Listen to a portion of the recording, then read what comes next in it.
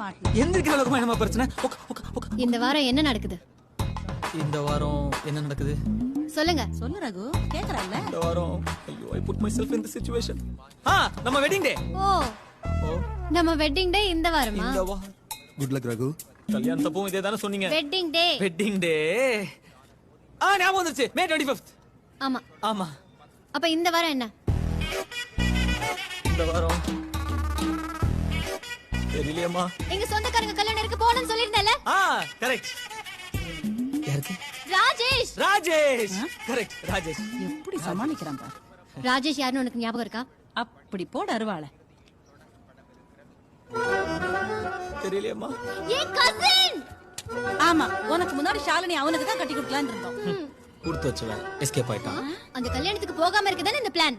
ஐயோ எனக்கு அப்படிலாம் யோசிக்கவே தெரியாதுமா. Actually I am very innocent. ஆமா ஆமா. போன வாரம் உங்க வீட்ல கல்யாணம் இருந்ததுல, அப்ப பிளான் பண்ணலாம்ல. ஏங்க நான் ஒன்னு சொல்லட்டுமா?